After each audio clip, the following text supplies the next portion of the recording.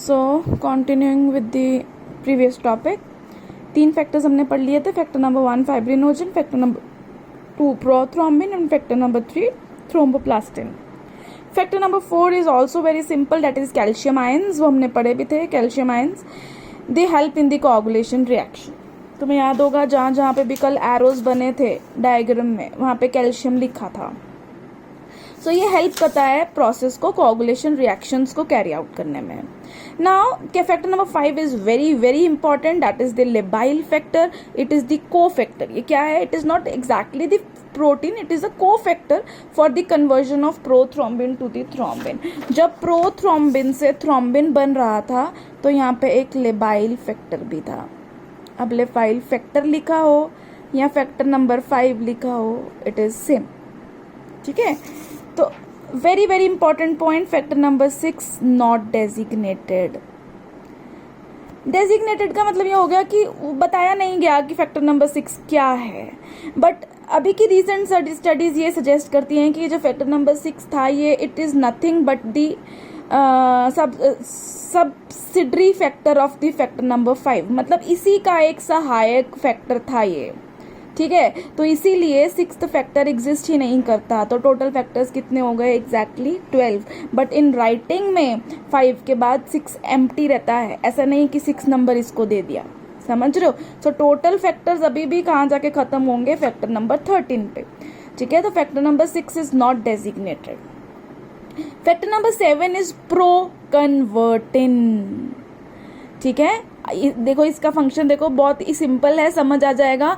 With tissue factor it initiates the extrinsic pathway. Tissue factor के साथ मिलकर ये एक्सट्रिंसिक पाथवे को इनिशिएट करता है. मतलब इसका काम क्या है? थ्रोम्बोप्लास्टिन की हेल्प करना, प्रो कन्वर्टिन की. ठीक है. Next factor is again an important factor, that is AHF, anti haemophilic factor. अभी ये ज़्यादा इम्पोर्टेंटली तुम्हें समझ नहीं आएगा क्योंकि तुम्हें हीमोफीलिया नहीं मालूम. शॉर्ट में बताऊं तो ये एंटी हीमोफिलिक फैक्टर है. ये हेल्प करता है फैक्टर नंबर 10 को इनिशिएट करने में. अब फैक्टर नंबर 10 क्या है? That is the plasma thromboplastin, sorry Stuart Prower factor. ठीक है. तो स्ट्रॉट पावर फैक्टर को एक्टिवेट करने के लिए कौन सा फैक्टर हेल्प करता है? AHF, that is anti haemophilic factor. Again 9 factor का फंक्शन भी सेम है. ये भी फैक्टर नंबर 10 को स्टार्ट करने में, उसको एक्टिवेट करने में हेल्प करता है. ठीक है. Factor number 8 and 9, that is anti-hemophilic factor and Christmas factor, they both help in the activation of factor number 10. Right. So now अब मेन सारी चीज़ फैक्टर नंबर 10 पे टिकती है. तो what is factor number 10? It is very important, that is the Stuart Prower factor. I repeat, Stuart Prower factor. It's activated form, मतलब जब ये एक्टिव हो जाता है, it is the enzyme for the final common pathway for the activation of prothrombin. मतलब जो AHF factor था या जो हमारा AHF फैक्टर था या जो हमने कल अभी क्रिसमस फैक्टर किया, वो दोनों किसको एक्टिवेट कर देते हैं? स्टुअर्ट पावर फैक्टर को. और ये जब एक्टिवेट हो जाता है तो ये फाइनल एक्टिवेशन करता है प्रोथ्रोम्बिन की. मैं ये कल कराने वाली थी पर चलो मैं अभी आपको बता देती हूँ. ठीक है. ये देखो, सारी चीज़ें मिलकर, एक्चुअली ये सारे फैक्टर्स मिलकर ये किसको एक्टिव करने में लगे हैं? फैक्टर नंबर 10 में. फैक्टर नंबर 10 एक्टिव होगा तो ही आगे जाके प्रोथ्रोम्बिन एक्टिव होगा.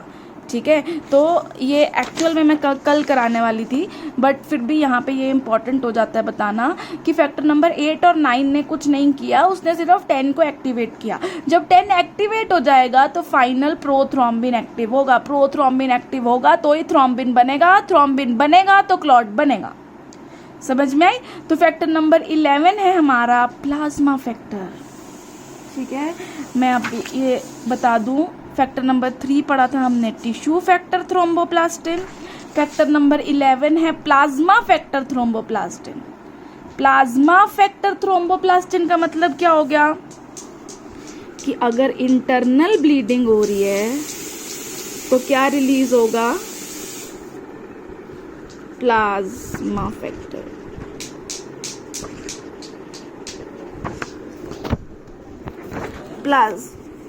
प्लाज्मा फैक्टर रिलीज होगा, और प्लाज्मा फैक्टर रिलीज होगा तो that will be also a thromboplastin, but it will be a plasma thromboplastin. और वो कौन सी प्रोसेस को स्टार्ट करेगा, इंटरनल, मतलब इंट्रिंसिक पाथवे को क्या करेगा, वो स्टार्ट करेगा। ठीक है। The second last factor is the Hageman factor. It is very very very important for the NEET. It is responsible for the conversion of precursor PTA or pre-PTA to the activated PTA.